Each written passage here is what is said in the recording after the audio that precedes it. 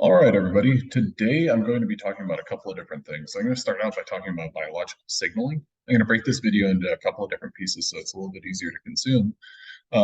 And what we're going to do is we're going to go ahead and get started with our discussion of biological signaling. Then we'll transition to a discussion of transport across membranes and movement of sodium and potassium ions using a sodium-potassium channel. Okay, so biological signaling and transport membranes or transport across membranes. First things first, biological signaling. So cells receive signals from their environment beyond the plasma membrane, so in an extracellular space. Now, these types of signals include a number of different things. Now, some of these are a little bit easier for me personally to process than others, like antigens, hormones, neurotransmitters. I can imagine that these are all like molecules. Whenever we get to light and touch, that's a little part of my brain that functions a little differently. I don't really, that's tough for me to grasp.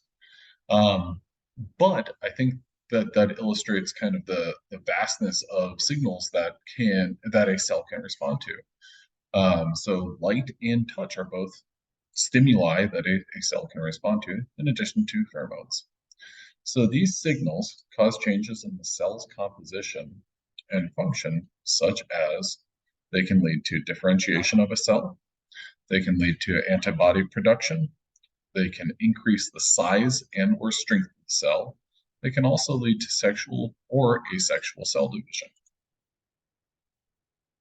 Now, receptors are proteins that interact with signals and translate messages to cells.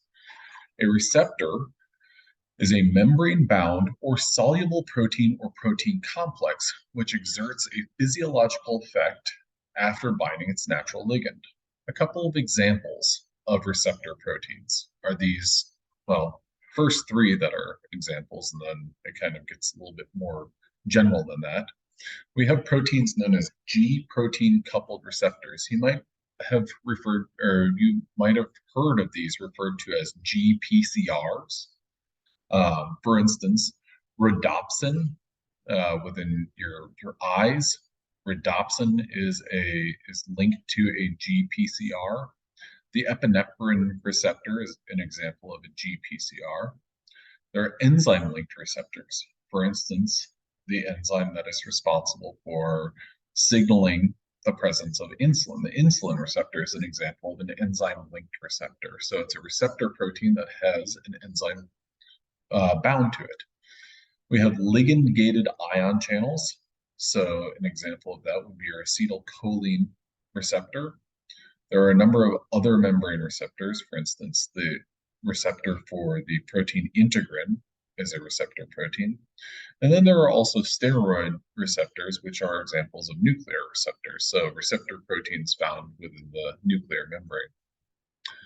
Now, receptors are highly specific, and they're going to bind to their ligand with a high affinity, and they're going to kind of be discriminatory and not bind to things that are not their natural ligand.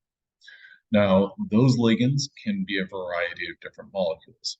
So before I proceed, think about this with respect to how we talked about protein-ligand interactions.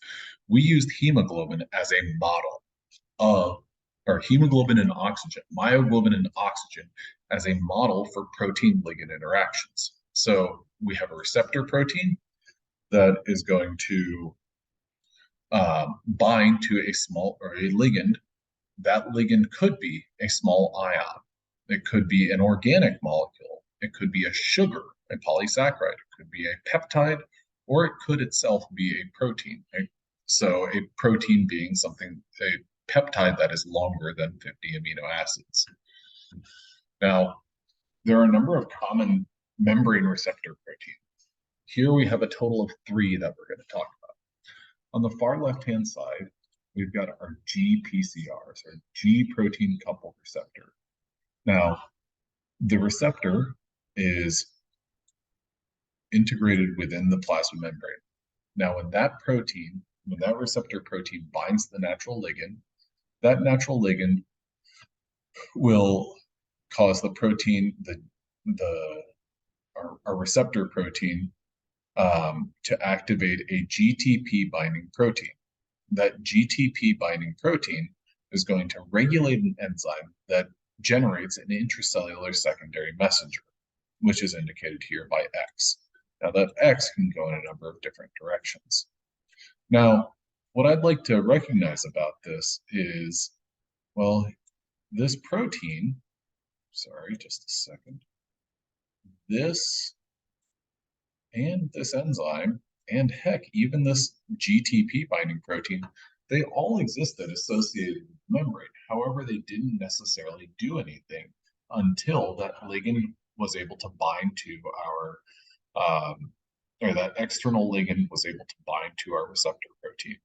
That set in motion this cascade that led to the production of this intracellular secondary messenger, this small molecule. Okay, next up is a receptor enzyme. So as an example, a tyrosine kinase. Now, this is a protein that is activated through what's known as autophosphorylation. Okay, so on the left-hand side here, we have our free receptor tyrosine kinase, which has not bound to L. However, when it binds to L, what that is going to lead to is a structural change in that protein that causes these two domains to come together to lead to an autophosphorylation or an activation of this protein. Whenever that protein binds to the ligand and this protein is activated through autophosphorylation, will initiate what's known as a kinase cascade, which ultimately leads to the activation of, for example, a transcription factor. So that transcription factor is a protein that can move into the nucleus, where it can activate transcription of a number of different genes, where ultimately you have the production of a protein. Okay, the third one that I'd like to talk about is an ion-gated channel. Now, this is a channel, a protein that basically has a pore. There we go. But not until this protein binds a ligand does that pore open up and enable an ion to move through. So what we have here is kind of a phase 1, phase 2. Well, just a second. There we are. Phase 1, where our protein basically is closed off. Then we bind our ligand, depicted by L. That L causes this protein structure to change enough so that an ion can make its way through. That ion is now on the other side of the cell, or on the other side of the plasma membrane, and can carry out whatever activity, or it can interact with any protein. It can interact and initiate activity of another protein. So these are our three biggest things. The only one that's a little bit different is a nuclear receptor. Now, a nuclear receptor is something that would be associated with the nuclear envelope, and that could also lead to expression of different genes. So that can also regulate transcription factors or cause the activation of a particular region of DNA. Okay, so our GPCRs, our G protein coupled signal. We kind of talked about the breakdown of this, where we have our free protein, our receptor protein, that binds to a ligand. When that receptor protein binds to a ligand, our GTP activated protein will then go on to bind to an enzyme. That enzyme will lead to the production of a secondary messenger. So what I want you to think about is the ligand is the extracellular molecule. It's not going to make its way into the cell because it doesn't need to. That's the primary messenger. That primary messenger molecule stimulates the production of a secondary messenger. It's almost like it communicates from outside to something that can be produced inside. So these are, it's just kind of an indirect way of a molecule that's an extracellular molecule still imparting its kind of way on the inside of the cell. Now, these proteins are alpha helical proteins. They have a total of, or they're sometimes referred to as heptahelical proteins. Now, if you bear with me for a moment, I'm going to pause this. So what I wanted to do was I wanted to go ahead and take a look at a article from or an article looking at a GPCR, specifically the one for rhodopsin. Now, rhodopsin is a protein that basically causes structural changes or has structural changes that are induced by light. This paper right here is a review article, so basically it's kind of a here's what's up to date in this field. Now, with that in mind, I'm going to skip ahead to page number 21 because what this shows is a figure of, what this figure shows are a couple of different things. Now, what I'd like to draw your attention to is up at the top here. Now, rhodopsin is a polypeptide, and this molecule right here is the chromophore, so the molecule that kind of responds to the presence of light, known as 11-cis-retinal. Now, one thing that I'd like to draw your attention to is within that 11-cis-retinal, we have a covalent linkage to the amino acid lysine. Specifically, this says, and I hope that you can see this. Let me zoom in a little bit more. Else, go, and of course, there we go. Oh, there we go. Okay, there we go. That's better. And now I got to move it. There we go. Close enough. Okay, clear all drawings. So this 11-cis-retinal is covalently linked to lysine number 296, which is one of the amino acids in the structure of rhodopsin. Now, what you'll see as we go from point A to point B is that this molecule, this 11-cis-retinal, is activated by light. Now, what you notice is that molecule, that chromophore, that molecule that is bound to, or that molecule that receives light, it undergoes what's called a photoisomerization to the 11C or cis-C11C12 goes to the trans configuration. So this kind of peach colored background to the yellowish or the manila colored background there, that's the photoactivation of the 11-cis-retinal, leading to the activated form of rhodopsin. Now, that is one way in which a GPCR can receive and respond to light stimuli. What we're seeing then is this photoactivation, which ultimately leads to this portion of our molecule right here being released. And whenever that's released, what we're left with is we no longer have rhodopsin, because rhodopsin is the protein plus the chromophore. Instead, we're left with this molecule right here. Just a second. Known as opsin. Okay. Now, all of this is because one molecule, 11-cis-retinal, responds to light. To look at the molecules and as they change, let's clear that eraser. There we go. Eraser done. Basically, the pathway that's taking place is shown here on the right. What we have is our inactive form of our protein, bovine rhodopsin. And this is, of course, using a cow model. Not of course, but this is using a cow model. Well, this protein with the chromophore present responds to the presence of light. We've got the lambda max that's represented here. We receive light energy, the protein moves to its excited state. That 11-cis-retinal undergoes conformational changes, and it does so very quickly. Looking at these timelines, the excited state of our protein, the excited state of rhodopsin happens in, let's see, 200 femtoseconds, 45 picoseconds. Then we have our we have all of these molecules are just different intermediates of 11-cis-retinal, ultimately getting to the all-trans-retinal. So these are happening in the order of nanoseconds for the most part. But ultimately, the point of this all is rhodopsin is a molecule that is associated with the GPCR.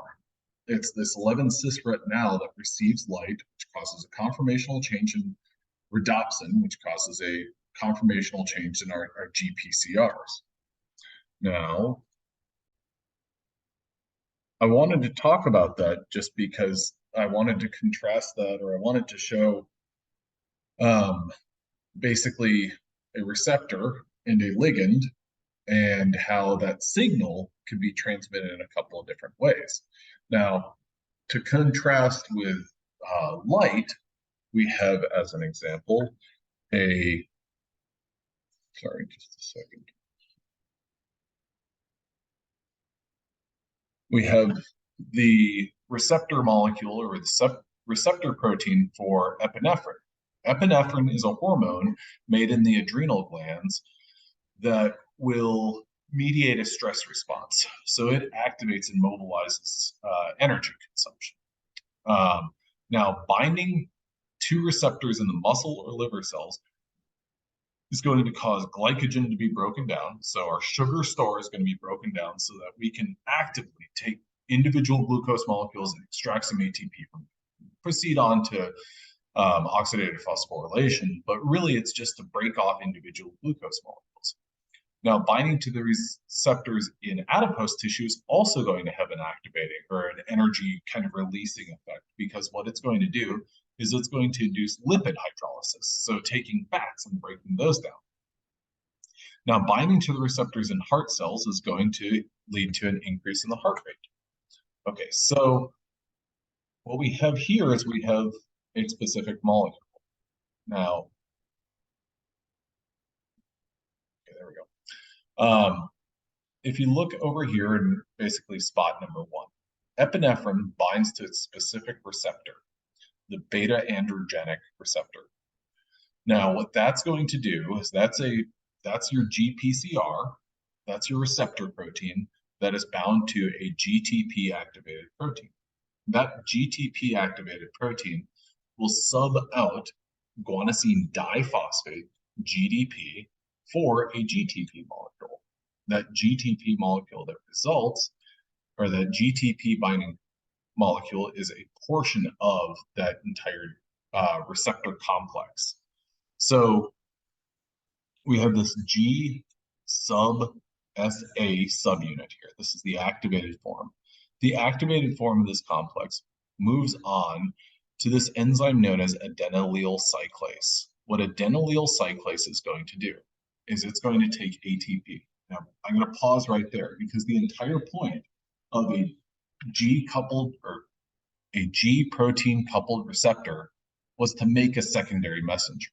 And here is that secondary messenger. Adenylyl cyclase is the enzyme that takes ATP to make cyclic AMP, or CAMP.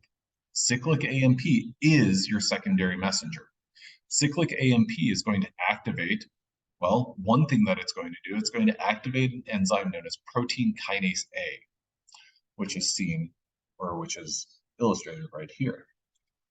Protein kinase A is going to lead to the phosphorylation of cellular proteins, which are going to cause a cellular response to epinephrine.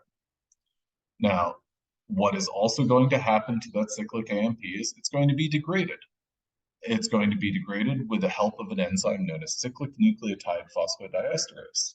That's going to break cyclic AMP down and make it simply a 5' adenosine monophosphate molecule. Now, some of this terminology might seem a little bit, or don't get lost in some of this terminology. That's what I'll say. Because AMP, adenosine monophosphate, that is a nucleotide monophosphate. C, that's cyclic. Well, that's just the phosphate group that is found on the 5' carbon happens to also be bound to another one of our carbons, making a cyclic form of our molecule. So this is our secondary messenger. our cyclic AMP as our secondary messenger. Now, illustrate that point. Cyclic AMP, our secondary messenger, is going to be made from an ATP molecule. What's going to be released from that is you're going to release a PPI molecule, which is also known as inorganic pyrophosphate. Sorry. Adenylyl cyclase is going to produce two products from ATP. Anytime ATP is provided to adenylyl cyclase and adenylyl cyclase is active, well, it's going to make adenosine 3' 5' cyclic AMP. That is your cyclic AMP molecule, a linkage, a phosphate group linking on a single phosphate group linking the 5' carbon to a 3' carbon on one single sugar. So adenosine 3' 5' cyclic monophosphate is your cyclic AMP molecule. Now, whenever cyclic AMP needs to be broken down, well, cyclic nucleotide phosphodiesterase is going to do that, and it's going to break the bond between the 3' carbon and the phosphate group. pKa activation leads to enzymes that release glucose from glycogen, so that's where that energy is going to be coming from. Now, this is, if you look back at this slide right here, number 6 says phosphorylation of cellular proteins by pKa causes the cellular response to epinephrine. Well, the cellular response, it's kind of vague. And the reason for that is, well, those signals and those responses are very vast. So signal amplification is a big part of a number of different GPCRs, but epinephrine is one good example. The activation of a few GPCRs leads to the activation of a few adenylyl cyclase enzymes. So there's multiple adenylyl cyclase enzymes, multiple hubs of cyclic AMP being produced. Every active adenylyl cyclase enzyme makes several cyclic AMP molecules. So what that is going to lead to, it's almost like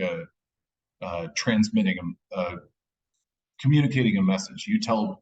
You as an individual will tell one of your friends, and then have one of your friends tell one of their friends, and have one of your friends tell two of their friends, and two of their friends tell two of their friends. We've gone from a single signal being produced to expanding very rapidly.